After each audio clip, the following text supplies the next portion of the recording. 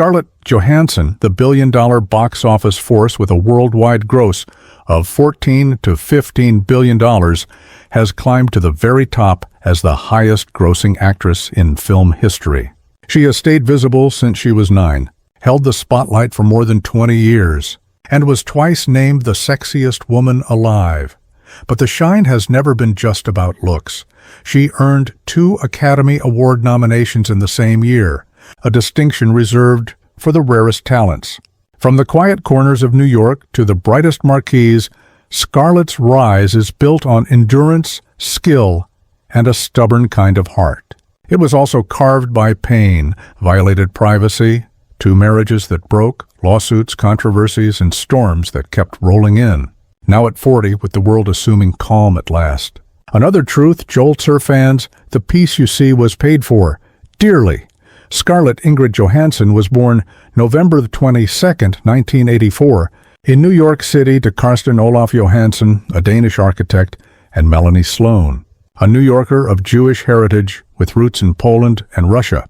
She has said plainly, "I grew up on welfare and food stamps." In their tight Greenwich Village apartment, 5 kids shared too little space. Cupboards echoed. Arguments traveled through thin walls.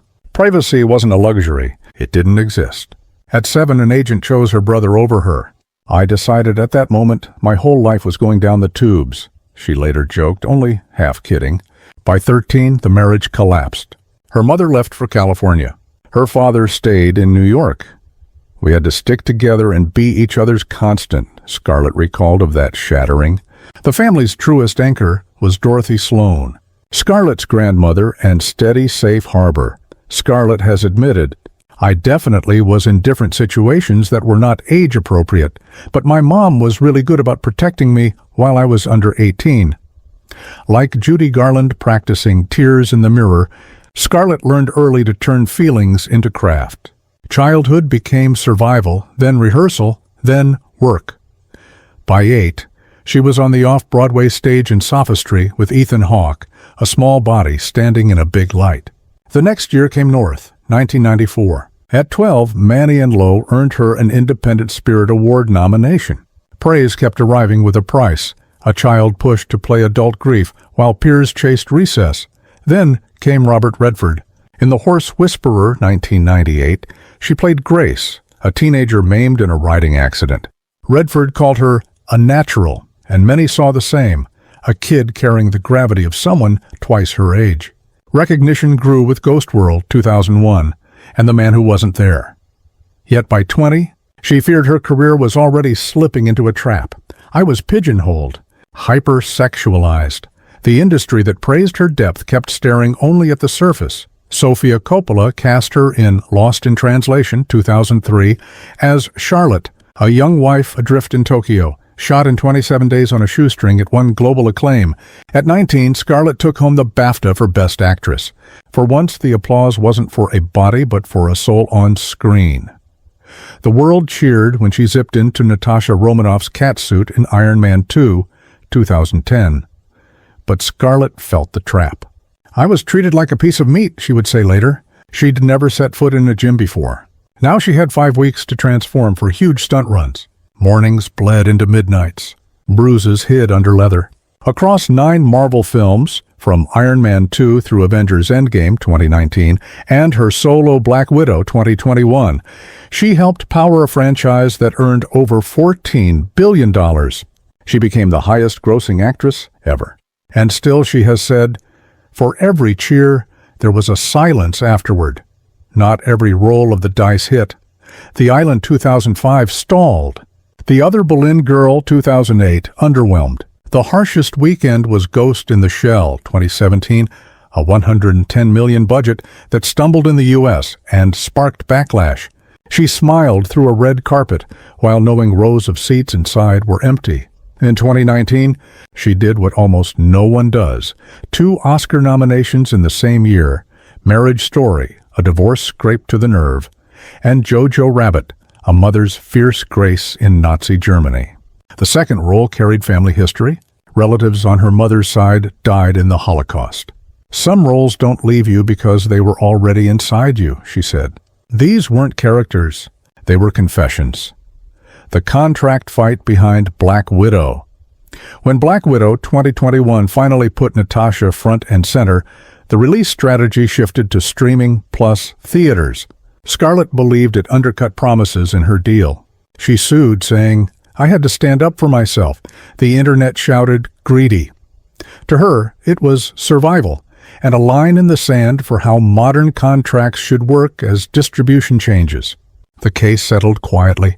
The principal echoed loudly. In 2011, hackers stole intimate photos from her phone, meant for her then-husband Ryan Reynolds, and scattered them online. A man went to prison for 10 years, but there's no sentence for what she carried afterward. She has avoided social media, saying, "My ego is too fragile." That's not fragility. It's self-protection from an age that confuses access with worth. A French novelist used her name in a work of fiction. Scarlett sued and won a symbolic judgment. The sting wasn't the money, it was the reminder that her image could be rewritten by someone else's hand. And in 2024, she said an AI voice assistant called Sky sounded uncannily like her after she'd declined to license her voice. OpenAI suspended the voice. But as she implied, suspension isn't erasure. Once a voice is out there, the echo lingers. At the professional children's school in Manhattan, there was Jack Antonoff. Mixtapes, subway rides, teenage sweetness that time pulled apart. Later came Josh Hartnett.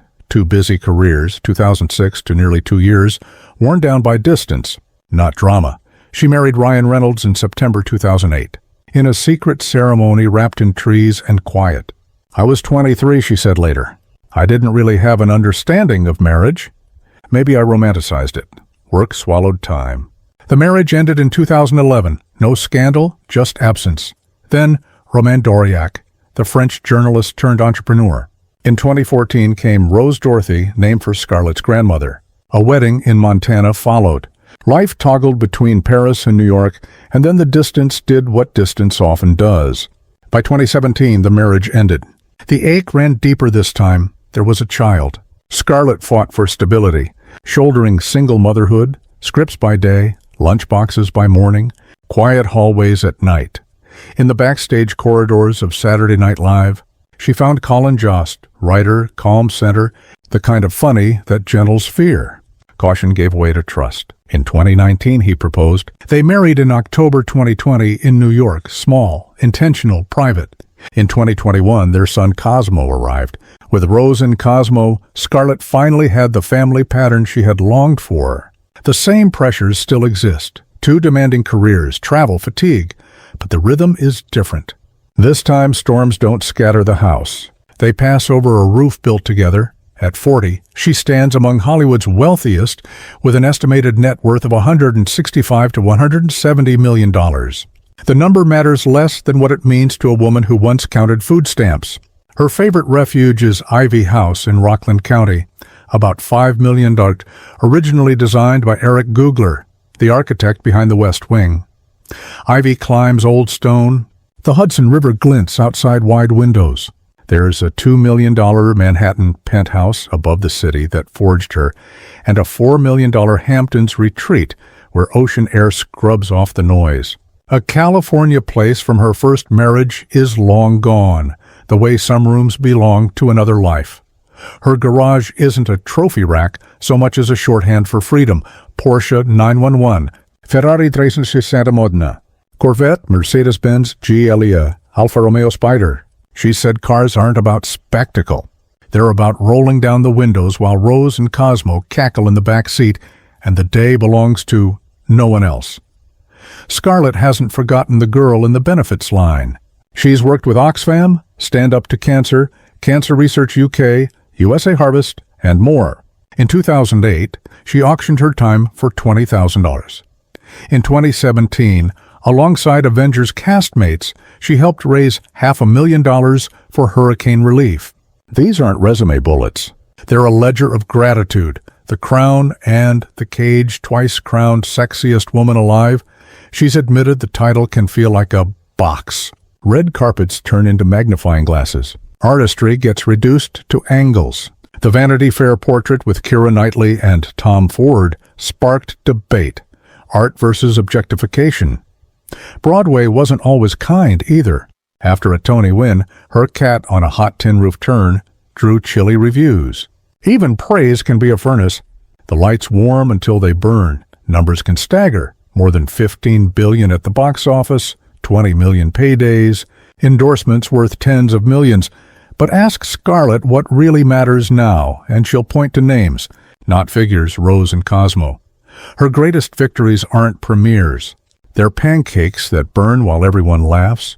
The scars remain, marriages ended, privacy stolen, headlines that miss the human being underneath. But scars are maps. They led her here. Scarlett Johansson is still Black Widow, still the box office queen, still the actor who earned 2 Oscar nominations in 1 year. But the most important role doesn't roll credits. It's the survivor who learned to love again. The mother who proves broken is not the same as defeated. The woman who turned a childhood of thin walls and empty cupboards into rooms where laughter drowns out silence. If this journey moved you, tap like, not for the icon alone, but for the person who kept getting up. Because Scarlett Johansson isn't just a star.